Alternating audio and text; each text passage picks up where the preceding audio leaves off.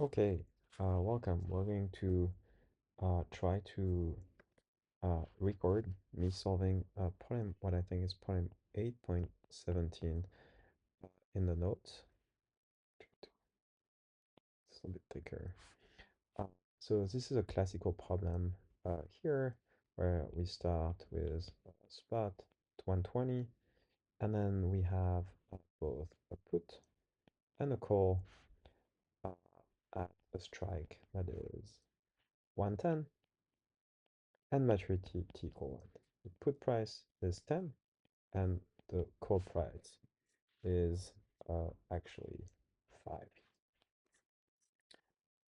Okay, uh, the interest rate, that's the last piece of information we're given, is 5%.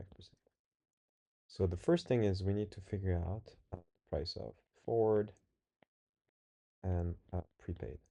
Forward, this plus the fact that the put and the call have the same strike indicates that this is a question about put call parity. So this means that, we can write our formula, our general formula for put call parity. The put price plus the present value of the forward is equal to the call price plus the present value of a bond that has face value, the strike. Now, this can be written a little bit simpler as the put price plus the value of the prepaid forward is equal to the call price plus the present value of strike. Now, if you want to compute the value of the prepaid forward, well, we're just going to replace things a little bit. So 10 plus the value of the prepaid forward, which is what we're looking for, is equal to 5 plus the strike divided by the interest rate. And we said the strike was here 110. So I'm going to just write 110 here. And then we solve for the prepaid forward. It's 5 minus 10 plus 110 at 5%. That's equal to, if you do the math, I think it's roughly $99.64.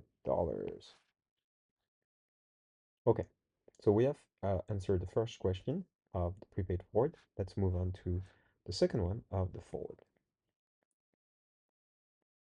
Now the forward price,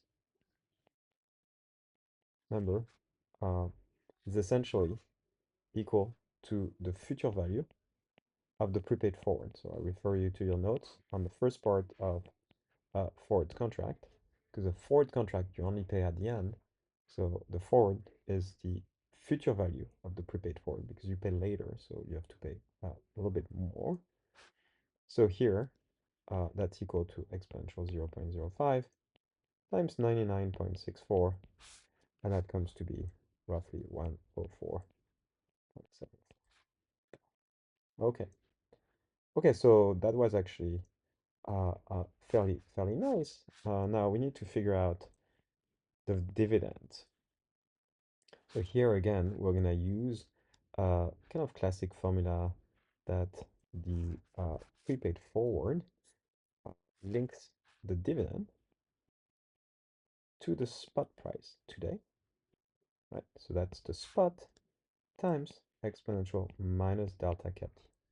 The unknown is exponential minus is delta here, right? T is equal to 1. So we can write that exponential minus delta times 1 is equal to the ratio of the forward, the prepaid forward, over the spot. And here, we are going to take the log on both sides. Log of exponential minus delta, that's equal to minus delta. And on the other side, well, that's simply the log of 99.64 divided by our spot price, which was 120. Okay.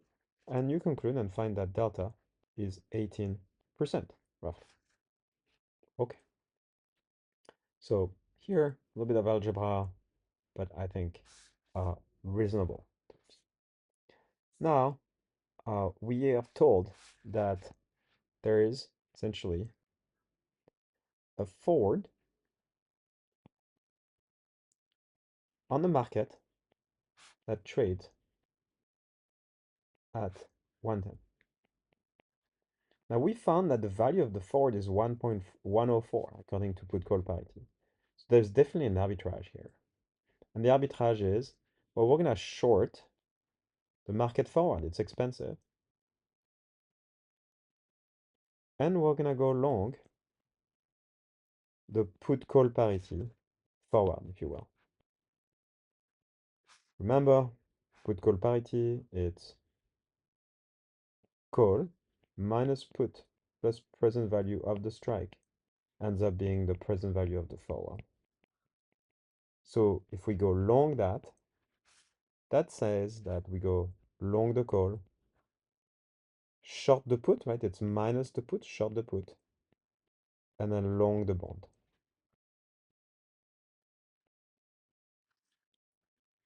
So let's try to put all of this together in one table. Here, starting with the long call, short put, long bond table. It's going to be very similar to what we have done. We have two periods, except that in the last period, we're going to split that in above or below the strike. Let's start with long call position. Long call cost us money, cost us $5, such that next period, if the price of the stock is below the strike, we don't buy the stock. The call is out of the money. But if it is above, we pay. Then we said long bond.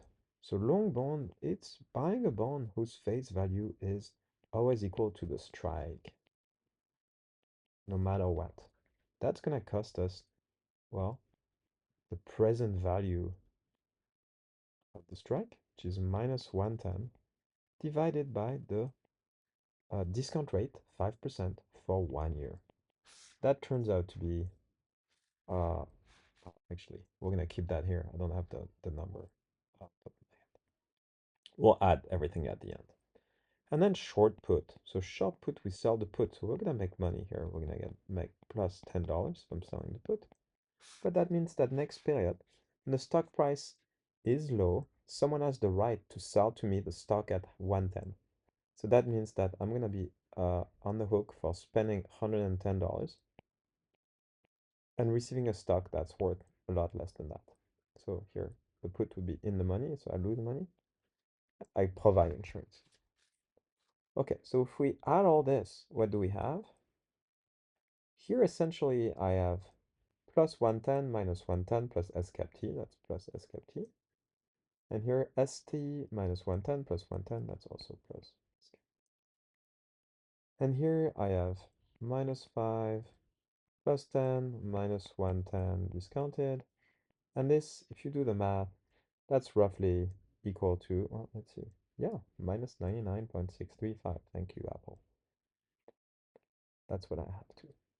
Okay, so that's clearly not an arbitrage. That's actually a forward contract. I spend some amount of money today and I will receive 1 unit of the stock later. So let's go short the forward on the market. That's actually fairly simple. That means that today it's 0, and next period, if I'm short the forward, I'm going to give away the stock and receive the forward price for 110. Now, if you see that if you're adding this together right now, you'd have plus S cap T minus S cap T plus 110. So you'll be making you'll be spending minus 99 today and receive plus 110 next period. That's not an arbitrage. It's only an arbitrage. Well, that looks more like a bond investment. But is it better than our bond investment at 5%? Looks like it. This is roughly investing $100 and then receiving 110. That's 10% interest rate. So we need to basically bring back that 110 here. And how we do that?